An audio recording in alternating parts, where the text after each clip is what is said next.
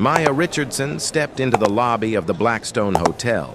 A few guests lingered, their curious eyes following her as she approached the front desk. Behind the counter, the nameplate read, Derek Walsh, General Manager. He lifted his head, his gaze sliding from her face to her plain clothes, and his polite smile twisted into contempt. You think you belong here? Get the hell out of my hotel before I call the cops. Maya's face tightened. I She want a hadn't room. expected to be shoved aside the Right moment now. she opened her mouth. Taking a breath, she pulled a black card from her pocket. I want a room. Right now. She set the card on the counter. The sound rang out, sharp and dry, in the silence. Derek glanced at it, pinched it between two fingers as if it were trash, then tossed it to the floor.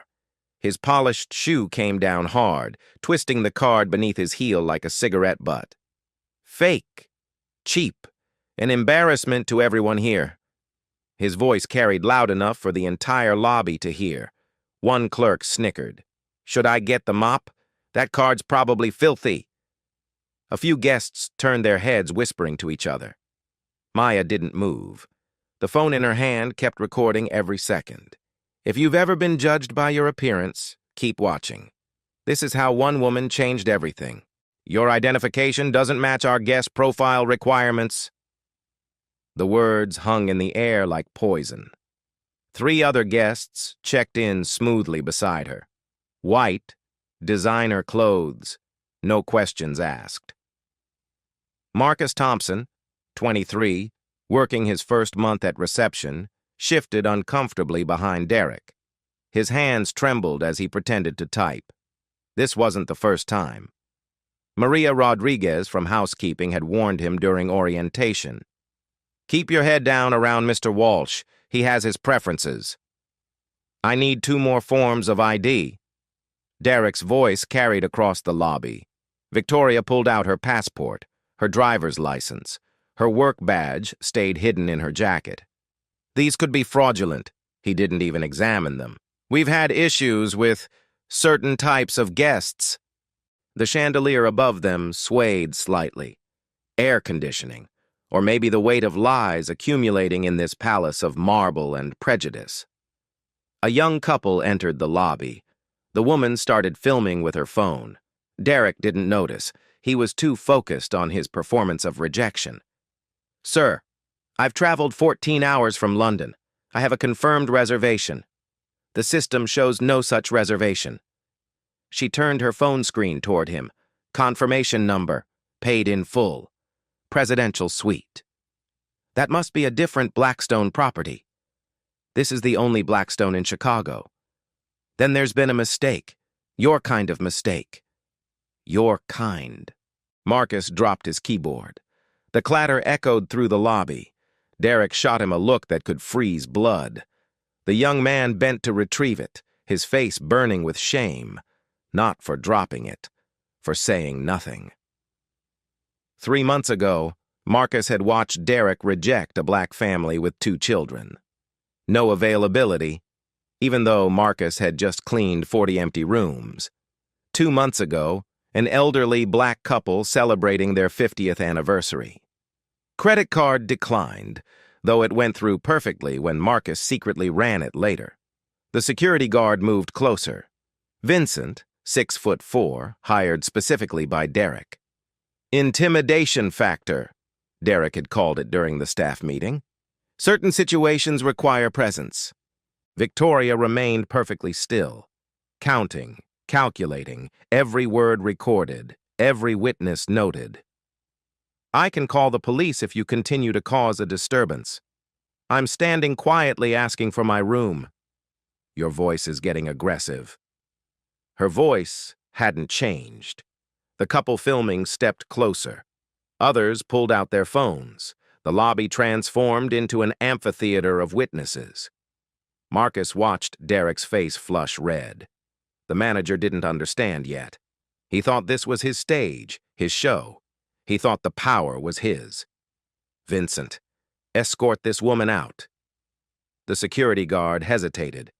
Something in Victoria's eyes. Not fear, not anger. Something else. Like a chess player watching pieces fall exactly where planned. "I'll leave," she said. "But first, I want your full name and employee number for my complaint." "Derek Walsh. And good luck with that complaint." He laughed. "I've been here 12 years. You've been here 12 minutes. She typed into her phone, not frantically, methodically, like someone documenting evidence for a court case or a termination file. "Marcus," Derek barked, "stop standing there like an idiot. Check in these real guests." Real guests. The young couple with the phone camera gasped. The woman zoomed in on Derek's sneering face, on his nameplate. On the way, he crumpled Victoria's reservation printout without reading it. Maria appeared from the service elevator pushing her cleaning cart. She saw Victoria, saw Derek, saw history repeating itself. But this time, something felt different. The woman being rejected wasn't crying, wasn't pleading. She stood like someone who knew the ending of a story that hadn't been written yet. "Maintenance to lobby," Derek spoke into his radio. "We need someone to clean up." There was no spill, nothing to clean, just code for remove the undesirable. Victoria smiled then, just slightly. The kind of smile you give when someone walks into a trap they built themselves. 20 minutes from now, that smile would make sense. 20 minutes from now, everything would change. "Get out before I call the police." Derek's voice cracked like a whip across the marble lobby. The couple filming gasped. Their live stream title updated, "Racist Manager Denies Black Woman at Luxury Hotel, Live Now." Victoria took one step backward, not retreating, positioning. "I'm calling them myself," she said, dialing 911. "Hello? I'm being denied service based on my race at the Blackstone Hotel, Chicago." Derek lunged for her phone. Marcus instinctively stepped between them. The manager's hand froze midair, caught on camera by 17 different angles. "You're making a scene," Derek hissed. "I'm standing still. You're the one yelling." The live stream viewer count jumped. 500, 1,000, 5,000. Comments flooded in faster than anyone could read. Vincent, the security guard, reached for Victoria's elbow. She pulled away, her voice calm but carrying. "Do not touch me. That's assault." "You're trespassing," Derek spat. "In a public accommodation that advertises open availability?" More guests gathered. A businessman from Japan, a family from Germany, 2 flight attendants still in uniform, all watching, all recording. Maria pushed her cart closer, her phone hidden among the cleaning supplies, capturing Derek from behind. His shoulders tensed with rage, his fists clenched white. "People like you always cause problems," Derek said, loud enough for everyone to hear. "You come in here with your stolen cards and fake reservations." "Stolen?" Victoria's voice cut through. "Fake? You know what you are." The German mother covered her child's ears. The flight attendants shook their heads in disgust. Marcus found his voice. "Mr. Walsh, maybe we should—" "Shut up, Marcus, or you'll be joining her on the street." Derek turned back to Victoria. "You people think you can intimidate businesses with your cameras and your threats. You people."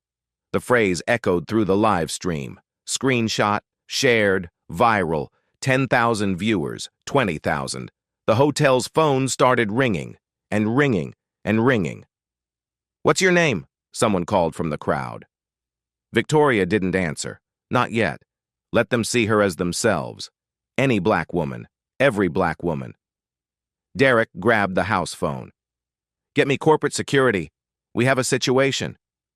Maria whispered to Marcus. 3 years I've watched him do this. 3 years. The chandelier lights flickered. Or maybe it was all the camera flashes creating a strobe effect. The lobby looked like a crime scene, which in a way it was. "I have money," Victoria said quietly, holding up her American Express black card. "I have a reservation. I have identification. What I don't have, apparently, is the right skin color for your hotel." Derek's face went purple. "Get out! Now! Is that your final answer?" Strange question. Derek didn't notice. Security! Remove her physically if necessary. Vincent stepped forward, then stopped. The businessman from Japan stood up. The German family moved closer. The flight attendants flanked Victoria. Suddenly, Vincent wasn't facing one black woman. He was facing humanity. "I'm not touching anyone," Vincent said, pulling off his security badge. "Not for this. Not anymore." Derek's mouth fell open. Mutiny. Live-streamed mutiny. 50,000 viewers. Hashtag Blackstone Shame trending. The hotel's Yelp page crashed from incoming one-star reviews. Victoria pulled out a business card. Not hers, her lawyer's. "My attorney will be in touch within 20 minutes. 20 minutes? Derek laughed, ugly and bitter. "Your ghetto lawyer can't do anything in 20 minutes. Marcus couldn't hold back. "Mr. Walsh, please stop. You're making it worse." "You're fired, Marcus. Clear out your locker." Maria dropped her mop. The splash of dirty water spread across the marble like justice delayed. "Then I quit too." "Good. I'll have you both arrested for theft of company property if you're not gone in 5 minutes. The live stream chat exploded. Contact information for Blackstone Corporate, the CEO's email, board members' Twitter handles, a digital army mobilizing. Victoria walked toward the door. Slowly, each step measured, each second recorded. At the threshold, she turned back. Derek Walsh. Remember that name, everyone. Derek Walsh denied me a room at the Blackstone Hotel because I'm black. Derek Walsh just fired 2 employees for showing basic human decency. She looked directly at the nearest camera. And in exactly 20 minutes, Derek Walsh will understand who he just rejected. The revolving door spun. She was gone. But her presence lingered like prophecy. Derek stood in the aftermath, surrounded by spilled mop water and viral infamy. His phone buzzed relentlessly. Corporate calling. He ignored it. Let them see he handled the situation. Let them see he protected their standards. Marcus sat in the break room, cardboard box in his hands. 3 weeks of work. 3 weeks of watching Derek destroy people. His phone showed 127,000 viewers still watching the live stream aftermath. Comments calling for justice, for his job back, for Derek's head. Maria waited with him. 20 minutes, she kept saying. She said 20 minutes. 18 minutes had passed. The lobby phone rang. Derek answered with practiced arrogance. "Blackstone, Chicago, Derek Walsh speaking." Silence. Then, "Mr. Walsh, please hold for Victoria Blackstone."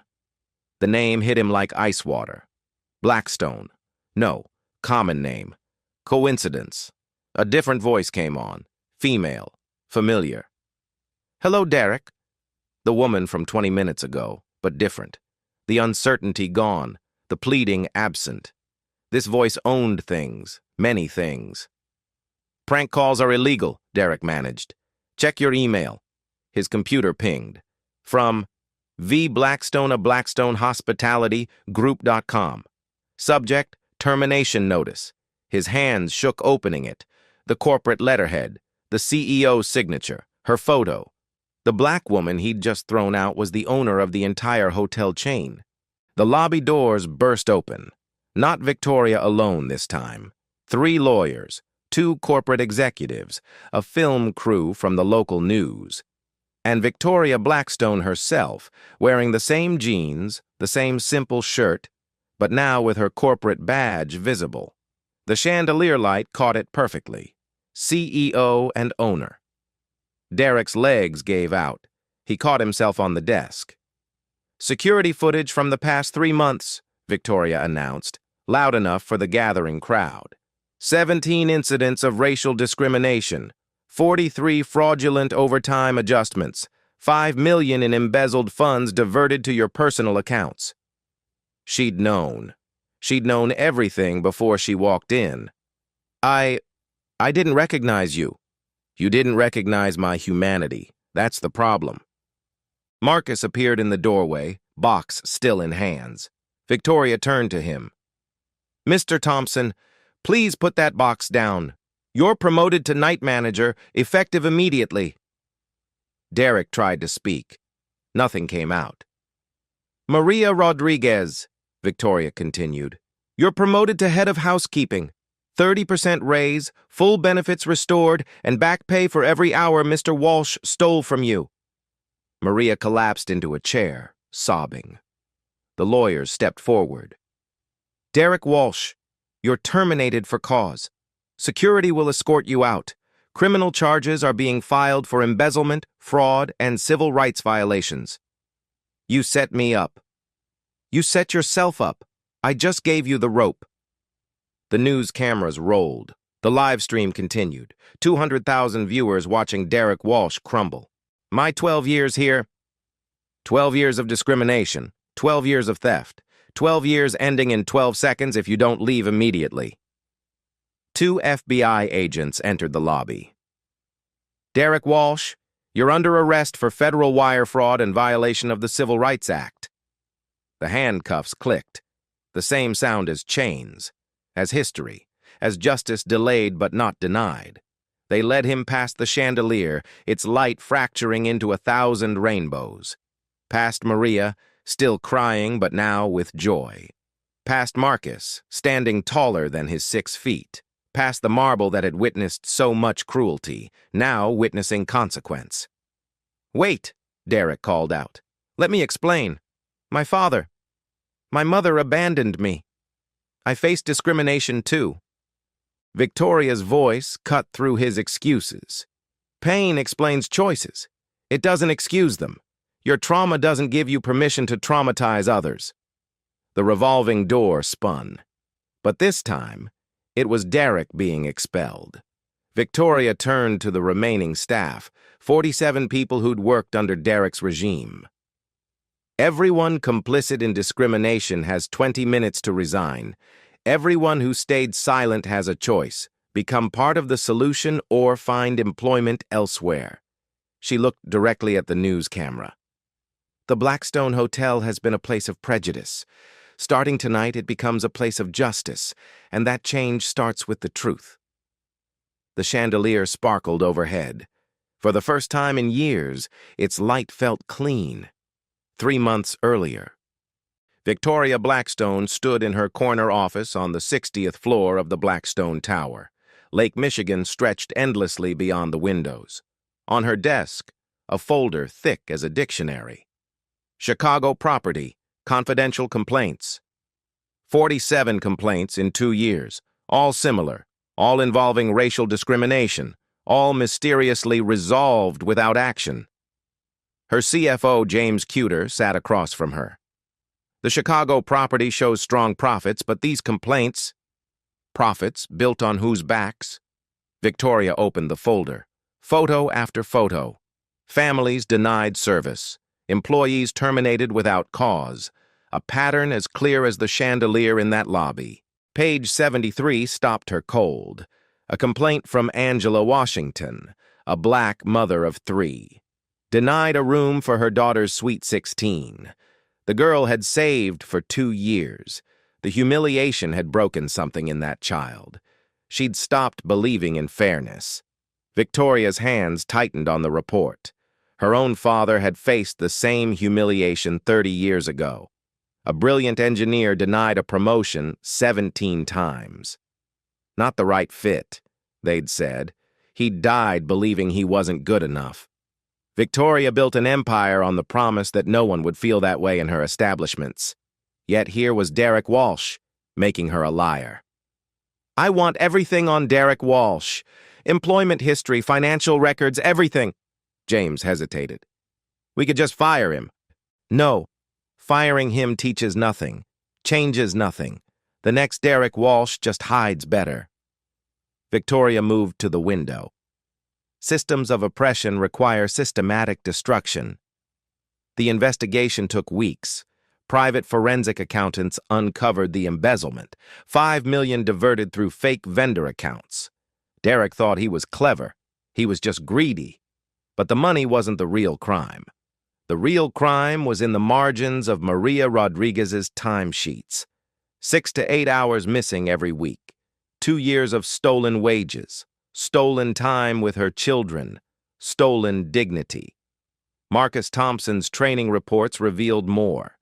Derek had hired him specifically as diversity window dressing but kept him powerless, a black face at the front desk who couldn't actually help black guests. "He's created a fortress of racism," James said, reviewing the findings. "The staff who resist get fired. The ones who comply get rewarded. The ones who suffer stay silent." Victoria studied Derek's photo. His LinkedIn profile bragged about maintaining premium standards and selective clientele cultivation, corporate speak for discrimination. Then she found it, buried in his personnel file.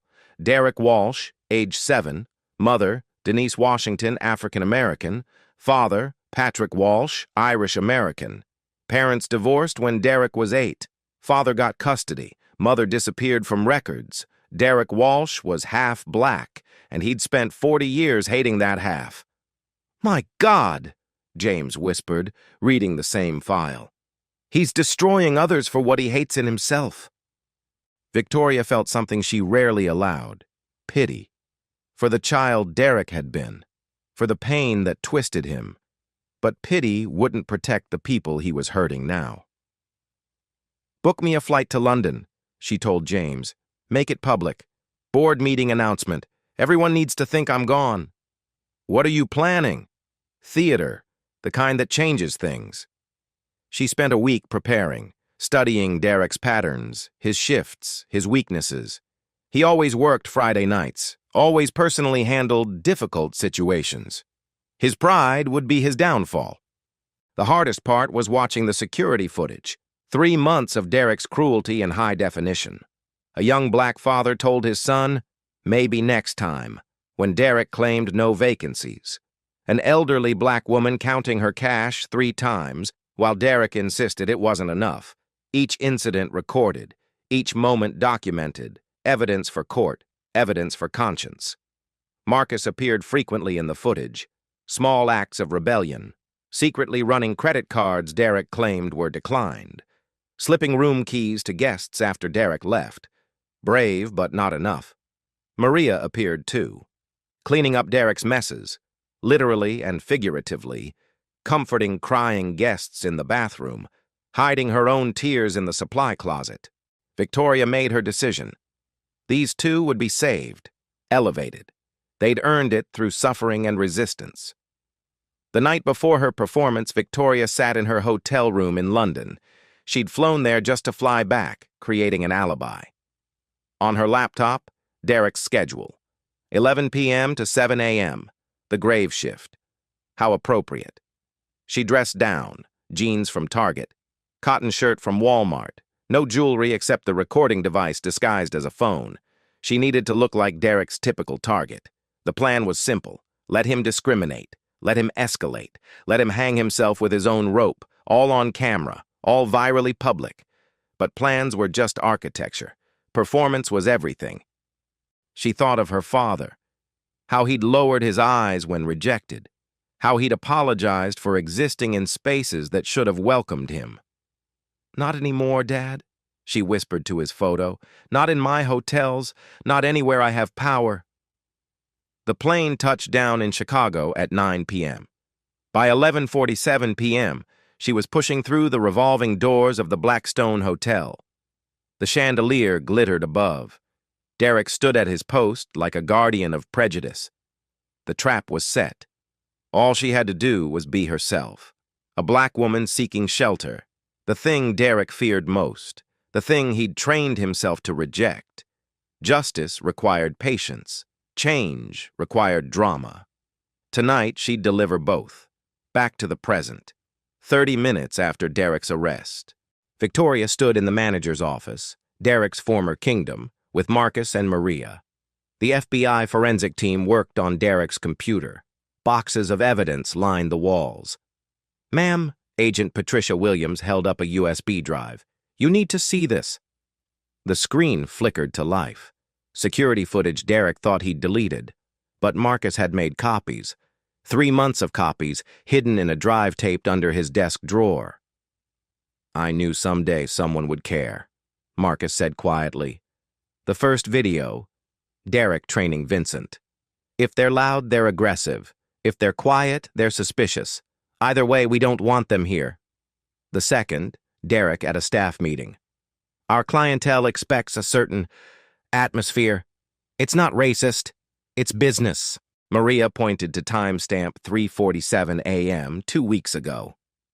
This one. Please play this one. Derek on the phone, laughing. Yeah, just fired another one. Maria's friend, the Guatemalan girl, claimed she stole supplies. She didn't, but who's checking?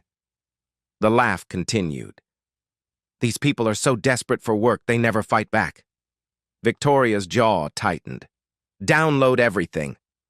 The FBI agent pulled financial records. The embezzlement goes deeper. He created 15 shell companies, fake cleaning services, maintenance contractors that never existed. He's been billing the hotel and pocketing the money. How much? $8.7 million over 12 years. More than theft. Grand larceny. Federal crime. 20 years minimum.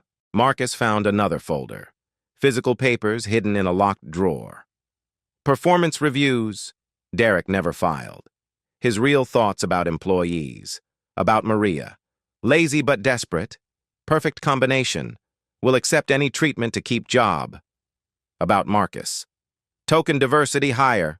Weak. Won't last 3 months. About Keisha, who quit last month. Too educated. Threat to system. Eliminate. Maria began crying. Not from hurt, from rage. Lazy? I work 16-hour shifts. My kids eat dinner alone because of him. Victoria placed the reviews in an evidence bag. These will be part of the civil suit. Emotional damages, hostile work environment. Every employee he hurt will be compensated. Agent Williams discovered an encrypted folder.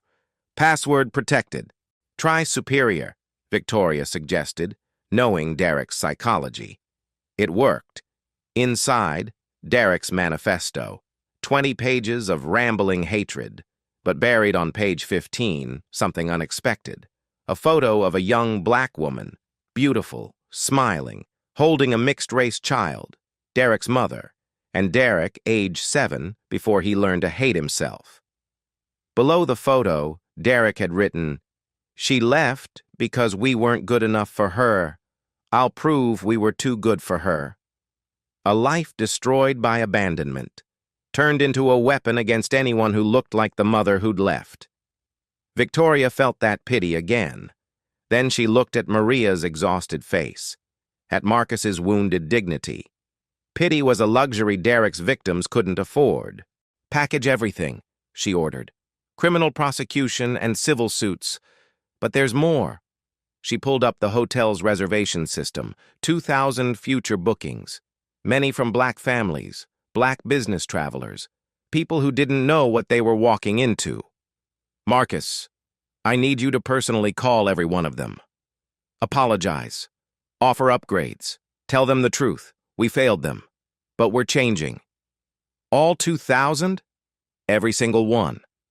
Maria, I need you to identify every employee Derek hurt. We're offering settlements.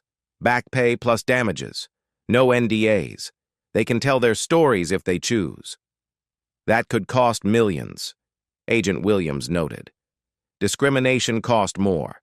It costs souls. The computer pinged. An email from Derek's lawyer, offering a deal. Pleading diminished capacity. Claiming childhood trauma. Victoria typed her response. No deals. Full prosecution. His trauma explains his choices. It doesn't excuse them. She stood before the staff, the remaining 32 who'd survived Derek's regime. Some of you participated, some stayed silent, some resisted quietly. Today, everyone gets one chance. Stay and build something better, or leave with severance. But if you stay, you sign a pledge. Never again. Not one incident, not one excuse. 17 people took the severance. 15 stayed, including Vincent, the security guard. I enforced his evil. Let me help fix it. Victoria nodded. Redemption required opportunity. The evidence filled 17 boxes. Enough to bury Derek legally. Enough to transform Blackstone completely. Justice had receipts. Finally. The grand ballroom had never hosted this kind of meeting. 200 people packed the space. All 47 employees Derek had terrorized. The 15 who chose to stay. Regional executives, legal team, local press, and in the center, handcuffed to a federal marshal, Derek Walsh. Victoria stood at the podium beneath a second chandelier, even grander than the lobbies. "We're here to witness accountability." The prosecutor, Angela Washington, yes, the same Angela whose daughter had been humiliated 2 years ago, stepped forward. Poetic justice. Victoria had specifically requested her. "Derek Walsh, you're charged with 247 counts of civil rights violations, 83 counts of wire fraud, 15 counts of tax evasion. How do you plead?" Derek's expensive lawyer whispered urgently. Derek pushed him away. "I was protecting standards." "Standards?" Maria stood up. "You stole 8 hours from me every week, my son's asthma medication, my daughter's school supplies. That money went to your boat, your mistress, your cocaine." Gasps. The cocaine detail was news to everyone. Agent Williams produced evidence bags. "Found in his office safe along with these."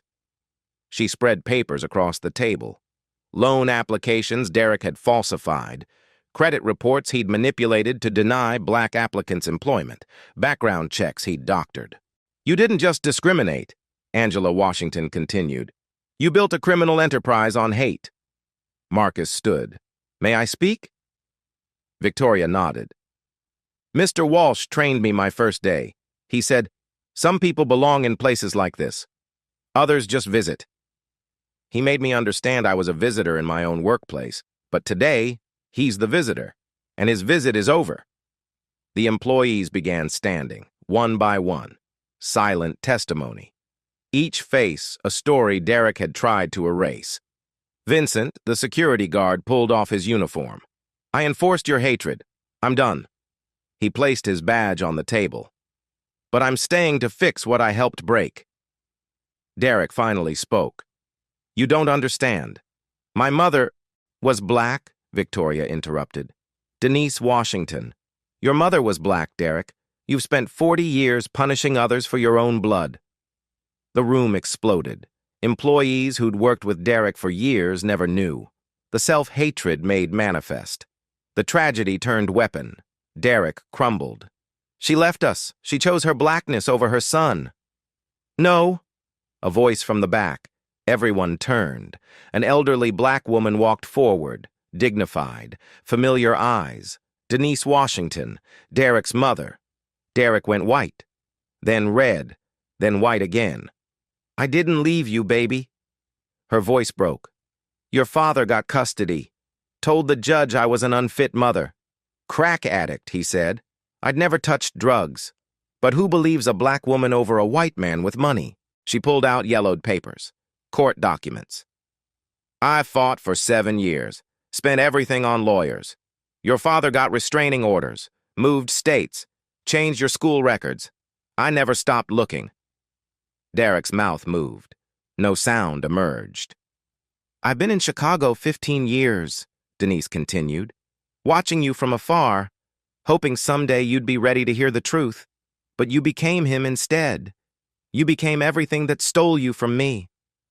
The handcuffs rattled as Derek reached toward her. The marshal held him back. "I'm sorry," Derek whispered. "Sorry doesn't restore the years. Sorry doesn't heal the people you've broken." Denise turned to Maria. "I'm sorry for what my son became, for what you suffered." Maria embraced her. Two mothers understanding loss. Angela Washington resumed. "The federal sentence recommendation is 25 years. The state adds 15. The civil suits total 37 million. Derek's lawyer stood. "We'll appeal. With what money?" Victoria produced more documents. "His assets are frozen. His accounts seized. His property liened. He owns nothing but debt and regret." The marshal began leading Derek out. At the door, Derek turned back. "I became what I hated. I see that now. But seeing it doesn't change it. No, Victoria agreed. But it's a start. Use your decades in prison to figure out the rest.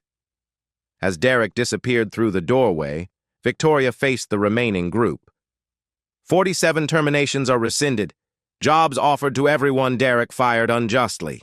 Full back pay, full benefits, full apologies. She pulled out a document. And this, the Blackstone Pledge. Never again will hatred hide behind hospitality in our establishments. One by one, people signed. Marcus first, Maria second, even Vincent seeking redemption through action. The chandelier watched it all. Witness to the fall. Witness to the rise. Justice had been patient. Now justice had teeth. 6 weeks later, the Blackstone Chicago gleamed differently. Same marble, same chandelier, different soul. Victoria stood in the transformed lobby with her transition team. Marcus wore his new suit, manager of guest relations, Maria beside him in her executive housekeeping director blazer. They'd earned these titles through survival and courage. Phase 1 complete, Victoria announced to the assembled staff. Terminations done. Now we build. The wall behind reception displayed a new mission statement in bronze letters. Every guest, every background, every time. Marcus had suggested adding photos. The families Derek had turned away, now welcomed back as honored guests. The Washingtons, the Johnsons, the Rodriguezes. Each given presidential suites, no charge, with personal apologies. Mr. Thompson, your report? Marcus stepped forward, confident now. We've personally contacted all 2,000 affected reservations. 1,847 accepted our apologies. 153 will never trust us again. I respect that. Trust is earned in drops and lost in buckets. Maria presented her changes. New hiring metrics. 40% staff increase, focusing on communities Derek excluded. But not just diversity hires. Qualified people who were never given chances. She introduced them. Keisha Williams, the too-educated threat Derek had fired, now head of HR. James, rejected 3 times for cultural fit, now finance director. Destiny Johnson, told she wasn't Blackstone material, now running their new inclusion training program. The training isn't optional, Destiny explained. Every employee from me to maintenance takes it monthly. We role-play scenarios, we examine biases, we practice intervention. Victoria pulled up financial projections. Some board members worried inclusion would hurt profits. Show them the numbers, Marcus. The screen lit up. Occupancy up 47%. Revenue increased 34%. Corporate bookings from Black-owned businesses up 400%. Turns out, Marcus said, when you stop rejecting half your potential customers, business improves. A man in the corner raised his hand. Thomas Walsh, Derek's cousin, a mid-level manager who'd stayed silent during Derek's reign. I knew what Derek was doing. I said nothing. I benefited from staying quiet. How do I atone for that? Victoria had expected this. Complicity seeking redemption. You start by acknowledging it, which you just did. Then you act. Become the voice that interrupts discrimination, the hand that opens doors, the courage you didn't have before. She unveiled the new system, anonymous reporting app, direct hotline to corporate, monthly audits by external firms, zero tolerance made tangible. 1 incident of discrimination, investigation. 2nd incident, termination. No exceptions, not even for me. Vincent, transformed from enforcer to protector, demonstrated the new security approach. We protect all guests equally. We de-escalate through respect. We assume the best, prepare for complications, but never profile. The restaurant manager, who'd survived Derek's regime by hiding in his kitchen, emerged with a proposal. Soul food Sundays, jazz Fridays, cultural celebrations year-round. Make this hotel a bridge, not a barrier. Approved. The spa director suggested partnership with Black-owned beauty suppliers. The concierge proposed highlighting Black-owned businesses in city guides. The maintenance chief wanted to hire formerly incarcerated individuals, giving second chances Derek would have denied. All approved. But the real change, Victoria said, is this. She pulled out an ownership document. 15% of this hotel's profits now go into a fund, the Restoration Fund. It pays reparations to everyone Derek hurt. Not charity, justice. Maria calculated quickly. That's millions annually. Yes, discrimination was profitable for Derek. Justice will be profitable for those he hurt. A young housekeeper raised her hand. What about Derek's mother, Denise? Victoria smiled. She's been hired as our community liaison, building bridges between the hotel and neighborhoods Derek alienated. Through the window, they could see Denise Washington arriving for her first day. She walked through the same revolving door her son had been dragged through in handcuffs, but she walked with dignity intact. Marcus had one more presentation. The Chandelier Project. Everyone looked up at the crystal masterpiece. It witnessed everything. The discrimination, the arrests, the transformation. I propose we keep one crystal from the original, to remember, but replace the rest with crystals from artists representing every community in Chicago. Make it truly shine. The past preserved but not celebrated, Victoria mused. Perfect. The meeting ended with signatures. Every employee signing the new covenant. Not just words, but bonds, promises with teeth, standards with soul. That evening, Victoria stood alone in the lobby. The chandelier cast its light differently now. Not cold crystal perfection, but warm, inclusive glow. Marcus joined her. Think it will last? Systems last longer than intentions. We've changed the system. And Derek? 25 to 40 years to think about his choices? His mother visits him weekly. Love persists, despite devastation. That's the lesson he never learned. The revolving door spun. A black family entered. The youngest, maybe 7, looked up at the chandelier with wonder. Welcome to Blackstone, Marcus said, meaning it fully for the first time. The child smiled. The future had begun. 3 months later. Christmas Eve. The Blackstone Chicago ballroom sparkled with more than decorations. 200 faces, employees and their families, gathered for the first inclusive holiday celebration in the hotel's history. Maria stood at the microphone, her children beside her for the first time at a work event. Last year, I cleaned up after Derek's Christmas party, alone, midnight shift, unpaid overtime. Her voice steady. Tonight, my family eats at the same tables I used to scrub. Her son, Miguel, 12 years old with his mother's eyes, spoke next. Mom used to come home crying. Now she comes home smiling. That's the best Christmas gift. Applause filled the space. Real applause. Not the hollow courtesy Derek had commanded. Marcus introduced his mother, who'd flown in from Atlanta. She didn't know I'd been promoted until last week. I was too ashamed to tell her about Derek's treatment, too embarrassed to admit I'd stayed silent. His mother, elegant in her Sunday best, took his hand. Baby, surviving isn't shameful, and look what you've become. Someone who creates survival for others. Vincent approached with his daughter, a freshman at Northwestern studying criminal justice.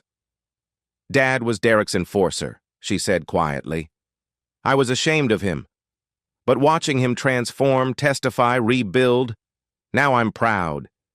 He teaches me that redemption requires action, not just apology. Victoria watched from the side, deliberately not centered. This wasn't her story anymore. It belonged to them. Keisha, the HR director Derek had called too educated, presented the quarterly report. 0 discrimination complaints. 0. First time in Blackstone, Chicago's history. But the numbers only told part of the story. The real story was in the details. Like Thomas Walsh, Derek's cousin, training new employees in intervention techniques. See something, say something, do something. Silence is complicity's best friend. Or the Vietnamese family at table 12, the Nguyens, who'd been turned away by Derek 2 years ago, now regular guests who brought their extended family monthly. Or Destiny's inclusion workshops, where employees role-played difficult scenarios. Last week, a white guest demanding a white server. The entire staff practiced responses, interventions, de-escalations, making courage a habit, not a miracle. Denise Washington entered quietly, hoping not to be noticed, but Maria saw her, embraced her. "You're not responsible for what he became. You're part of what we're becoming." The woman who'd lost her son twice, once to custody, once to hatred, finally found family among those her son had hurt. Redemption's strange mathematics. A teenage girl approached Victoria. "Ms. Blackstone? I'm Angela Washington's daughter. The Sweet 16 Derek ruined?" Victoria remembered. The girl who'd stopped believing in fairness. "I'm 18 now, and I want to work here, in this hotel, to be part of fixing what broke me." "The application process. I know. I'll apply properly, earn it properly. But I wanted you to know why. This place took something from me. I want to put something back." That kind of courage deserved recognition. "Speak to Keisha. Tell her I sent you." As midnight approached, Marcus dimmed the lights. The chandelier, now incorporating crystals from 37 Chicago artists, threw rainbow patterns across the ceiling. "A toast!" Marcus raised his glass of champagne, non-alcoholic options equally celebrated. "To the 47 who were fired unjustly, the 15 who chose to stay and rebuild, the hundreds who were turned away, and the thousands who will now be welcomed. To second chances," Vincent added. "To accountability," Keisha continued. "To dignity," Maria finished. Victoria stepped forward finally. "To understanding that businesses aren't buildings or profits. They're people, and people can change. Systems must change, but change only happens when someone says enough and means it." Outside, snow began falling. Clean, white, covering the city's sins temporarily. But inside the Blackstone, the warmth was permanent, earned through pain, sustained through justice, celebrated through community. Miguel, Maria's son, approached the piano. "I've been taking lessons. Mom could finally afford them after the back pay." He played Silent Night, slowly, imperfectly, beautifully. In federal prison, Derek Walsh sat alone in his cell, reading a letter from his mother. "I forgive you. But forgiveness isn't erasure. Earn your redemption." In Chicago, in a hotel that had learned to shine differently, 200 people sang together. Not Silent Night, not anymore. Triumphant night, just night, human night. The chandelier watched it all, its mixed crystals catching light from every angle. Beauty from brokenness, justice from pain. The American dream finally keeping its promise. 1 year later, the Harvard Business Review featured the Blackstone Chicago on its cover. From discrimination to distinction, the year justice became profitable. Victoria stood in the lobby, reading the article to the assembled staff. Revenue up 67%. Employee satisfaction at 94%. 0 discrimination lawsuits. The numbers Derek would have killed for, achieved by including everyone he'd rejected. Marcus, now general manager, had implemented the Blackstone model across 17 properties. Maria ran training seminars for other hotel chains. Vincent consulted on inclusive security nationwide. They'd become the teachers Derek never let them be. But the real victory wasn't in numbers. It was Angela Washington's daughter, now night shift supervisor, mentoring other young black women who'd been told they didn't belong. It was Denise Washington's reconciliation program, helping other families torn apart by prejudice and prison. It was the 47 who'd been fired unjustly, now running departments, owning franchises, building futures Derek had tried to steal. The chandelier, that witness to everything, caught the morning light differently now. Each crystal from a different artist, a different community, a different story. Together, they created something more beautiful than uniformity ever could. Derek Walsh, serving year 2 of 25, had started teaching literacy in prison. His mother's letters taught him what his father's hatred had hidden. Redemption was possible, but it required admitting the irredeemable first. Victoria turned to the camera crew filming the documentary. People ask what changed. The answer is simple. Consequences arrived. For 12 years, Derek faced none.